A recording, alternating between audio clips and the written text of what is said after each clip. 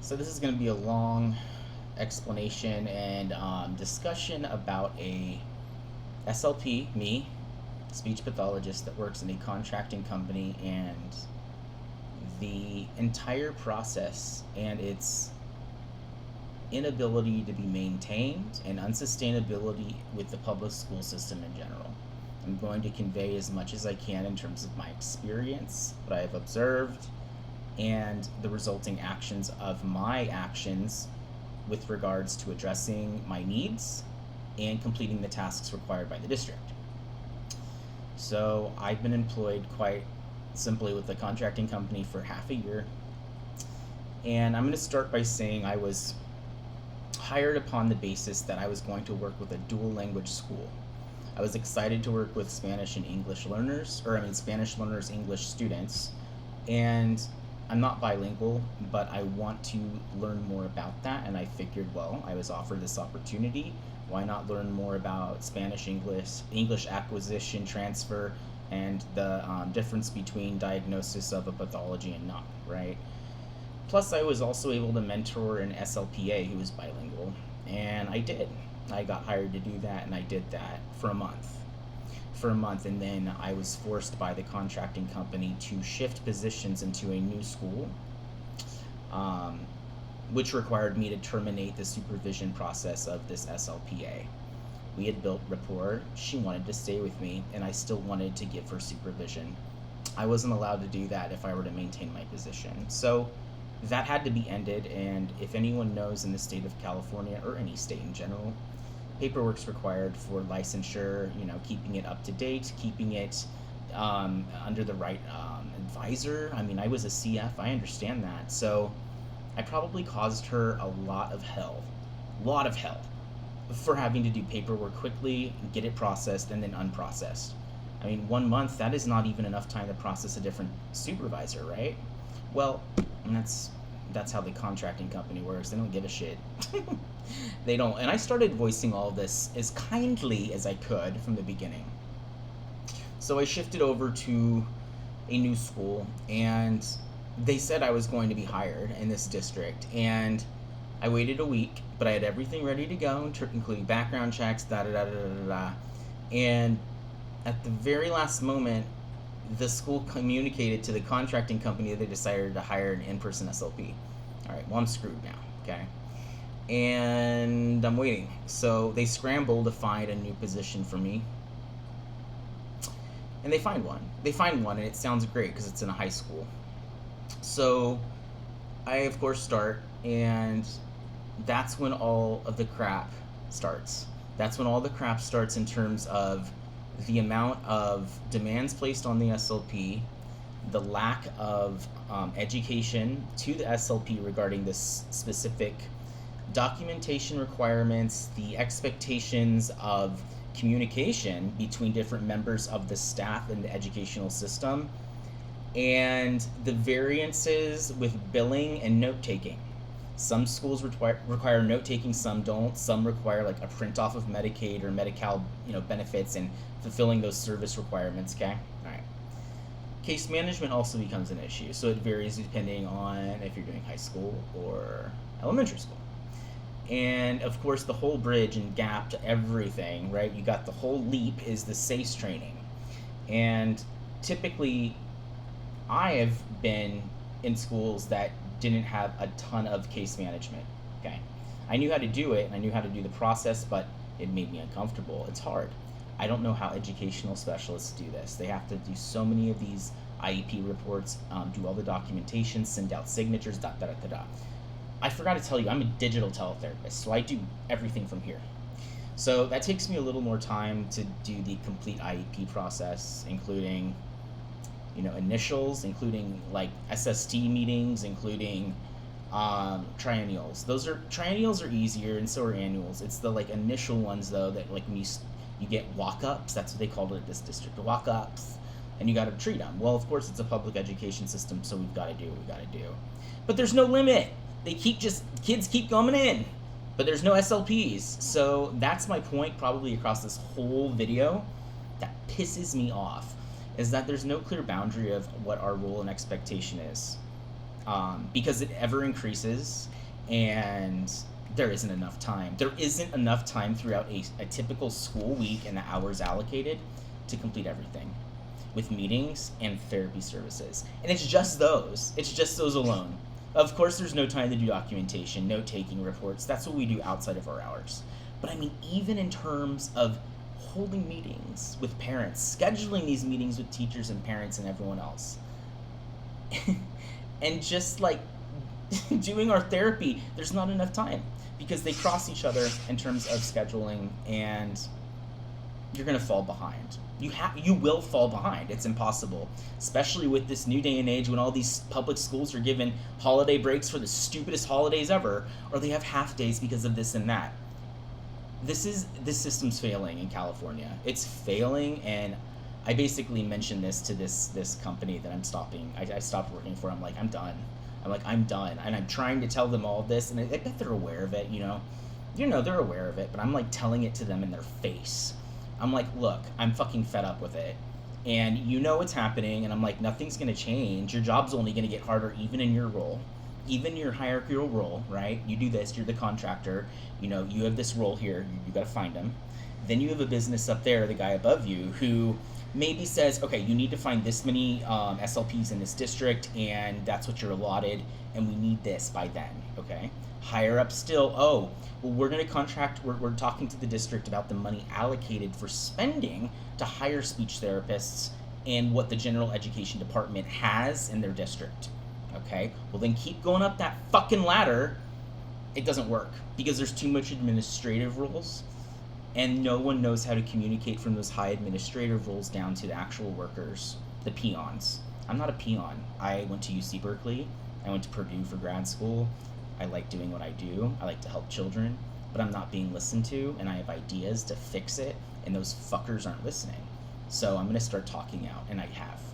I burnt bridges with some contracting companies. I don't care. I don't care because I know I'm doing the right thing, and I know that at least saying this out loud might change something slowly, and I need others to do it too with me. And I've actually found another SLP who actually thinks like I do. First one I've ever met since being licensed in 2015. She's amazing, and she's so organized, and all the SLPs I meet are organized, but she's the only not bitch one. Because she speaks to me truthfully like I do to her and how I feel, and we try to use strategies to make things easier and more productive and successful across the board with the education system and our therapy services in such system. But then, you have different roles of people, and the disrespect, you receive. Remember, everything's communicated via email as a digital teletherapist. And after I'm almost done with this kind of spiel of things, I'm going to read to you a document I wrote that talks about why it's difficult to do what we do originally, even without all these other blocks and shit that's happening in the public education school system. But the more time that's needed on our part that simply isn't, it's not provided and is expected. So our lives become miserable, and mine has become miserable to the point where I'm crying. I mean, I'm a dude, I don't cry, but I'm crying and I can't sleep at night because the pressure, and I don't want to fail. So here's kind of what, let me find this paper here I wrote, because it's, oh Lord, it's not gonna change, and my emotions come out way too much. So in contracting companies, you typically have a recruiter. I'm pretty close to this guy. He made it sound like things were different in this contracting company because he was an actual SLP. He took the easy way out. Meaning he's no longer doing therapy, he's doing more administrative and business roles. That's kind of like what now all SLPs are going to want to do. Just letting you guys know who just graduated. You're going to be thrown a caseload, and these students, you love what you do, right? And you want to apply it, but unfortunately you're going to be so pressed with these administrative staff and requirements that push you down more than a freaking like grilled cheese sandwich with two huge fucking French toast things, and you're the cheese, like boom, and you don't have time to breathe to do anything. So Here's something I wrote in regards to teletherapy and the expectations and what's realistic, and honestly just discussion about seeing why I feel the way I do and what I'm arguing. Okay, I posted this on Asha in 2020. So I said, listen, this is really I love this art. This makes me smile because it talks about a lot, and it provides a lot of thought. So I said, I'm not sure if there's an actual defined pragmatic language expectation or written definition when material shared by professionals on any digital site or digital medium is conveyed or discussed. As such, I do not intend to be disrespectful nor inappropriate in ideas put forth. This is just a professional and individual opinion that I would love to have other SLPs or audiologists provide feedback upon or promote general discussion. I have been a teletherapist for 5 months now. So this was back in 2020. It's 2023. I can't. Sorry, guys. I'm going to be articulating errors. You can go ahead and analyze me and tell me what I did wrong. I have been a teletherapist for about 5 months now, since learning how to apply tools for assisting others with engagement, speech, communication growth via a video camera. I've learned to view in-person communication as so much more special and rewarding, yet appears to have become something possibly not recognized and is taken for granted. In our current time. They've gained insight to the more specific cognitive and relational skills or abilities that vary in use and function across different settings. The medium of treatment provision. Taking this idea in light of the discussion discussed here, my opinion strongly supports the view that the definition of pragmatic language is rapidly evolving. I got to thinking, it's scary that this virus at the time is reinforcing a digital written method that unfortunately has been gravitating towards as a primary use of social interaction between individuals, given societal pressure, natural change in culture, functional use, and technological necessity for the efficiency and productiveness that is required. It is the process of change, obviously, for our participation in social structure, maintenance of jobs and relationships, fiscal necessity, what have you. I fear for the next following 2 to 5 generations after us now.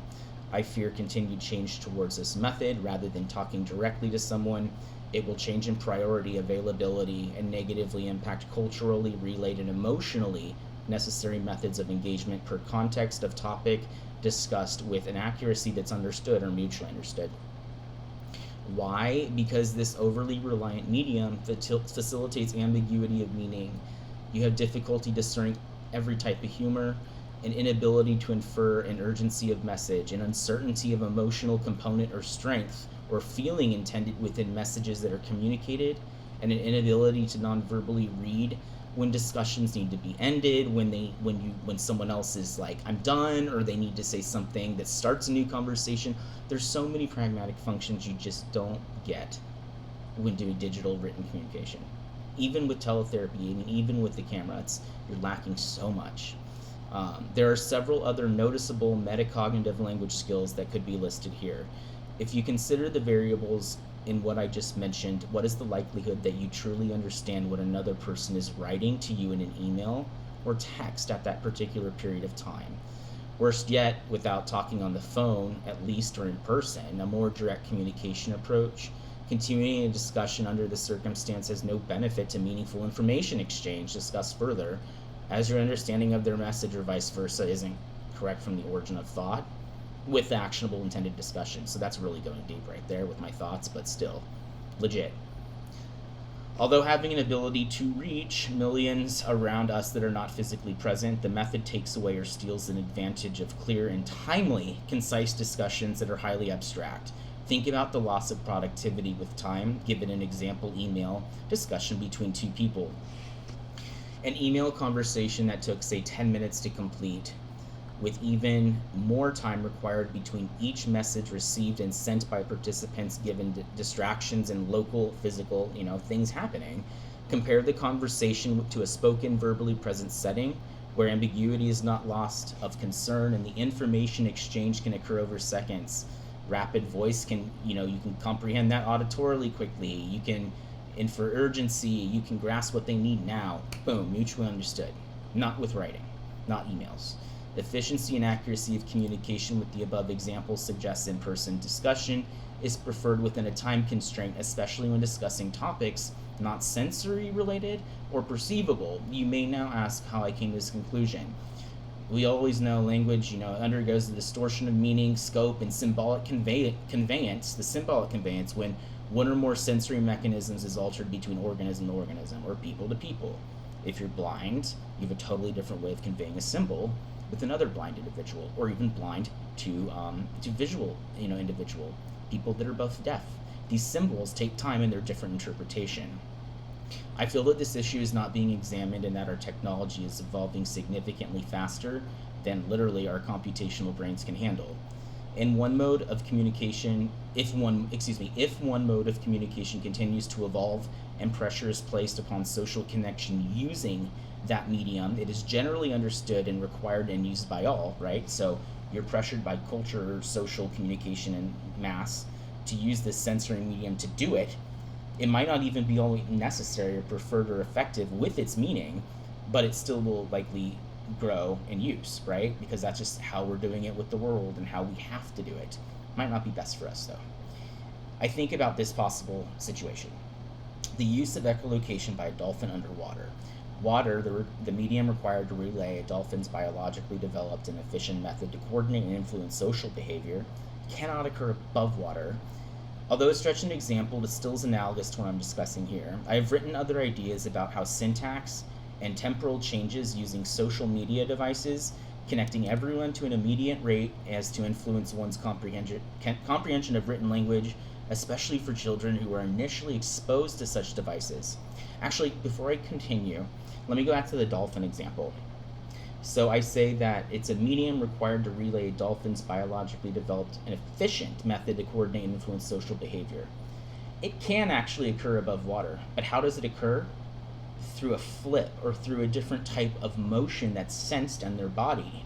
Maybe the rate of flipping outside of water and landing in the water. Maybe the rate that they come out of the water and enter the water. Maybe the rate of splash. Maybe how they flip together. Maybe the sequence of when they flip together. Are they flipping alone? Things like that still communicate. That's pragmatic language for a dolphin, right? Because they know that. They have to, because they coordinate and do this individually. Therefore, their communication system requires that skill.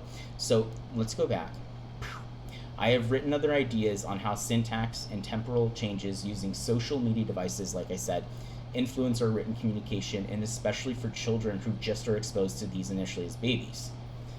As such, I believe young children entering their educational progression using books with one author, one perspective that outlines a narrative with one viewpoint will not be a concept to their understanding, or they will need additional time, a lot of additional time to understand what this is. This it'll probably appear foreign to them, given their prior written language exposure, because the information shared, it won't make sense to them. Why? Well, social media presents written language that are contributed by multiple people. They're out of temporal order. They have different visual spatial outlines of reading, and totally impacts the information changes with syntax and understanding of cause and effect. You can't have a narrative with all those changes. Some questions that I think of, given the possibility: how does this impact those who are deaf? Like I said earlier, those who don't read, don't have visual or auditory senses, who don't use braille, even tactile. Like, how is this going to impact them? I said, here is something I posted the other night as an example to the above. And then this is in terms of efficiency of written communication in general, and its supposed help on making us more efficient to communicate with everyone. The focus on the application Boomerang within Google Email.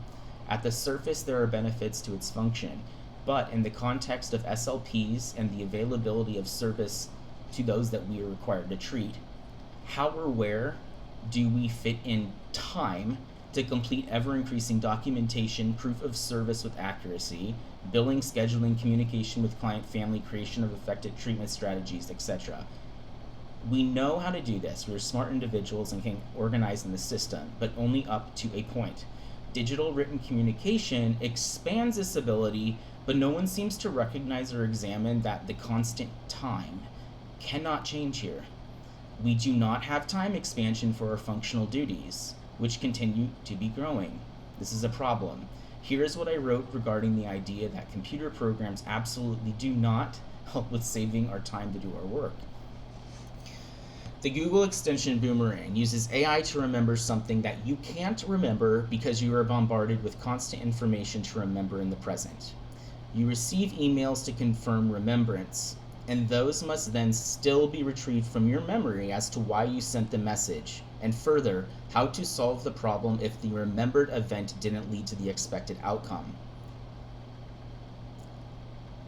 I don't believe that sounds beneficial for maximizing our ability to think and do our work. Um, as we know now with OpenAI, the Chat GDP thing, they're constructing narratives and sentences that have complete grammar use that children no longer going to have to learn. They just type in maybe a sentence or words, and then boom, all of these grammatical structures come flying out of the program that necessarily aren't even how they're thinking, what they're wording, what they're saying.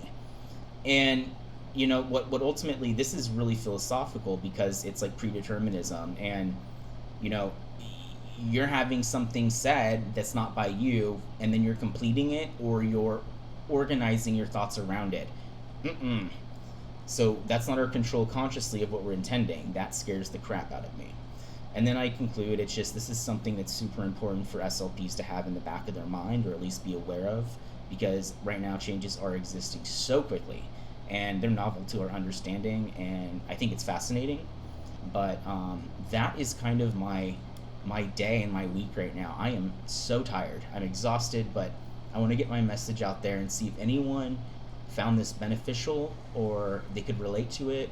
And if they could, tell me your name, tell me what profession you do. If you're an SLP, let's connect. I want to connect, and I want to discuss this, and I want to find a way to gather people to make a change with this. I don't want contracting companies and SLPs working remotely to have to deal with this fucking shit. I like to curse, deal with it. Like, sorry if you're sensitive. Because I care about this. I care about others. I care about those I treat and I get help. And I care about you guys. I don't care about those who think it's sensitive, or it's it's not representational of equality. By the way, I'm a gay male and I work as an SLP. Talk about not represented. I am not. I don't care though. I don't care. I don't think selfishly. I like thinking to help others and make productiveness happen. So, and help. I hope you guys please respond. Let me know what you think. All right, I'm Sam. Bye.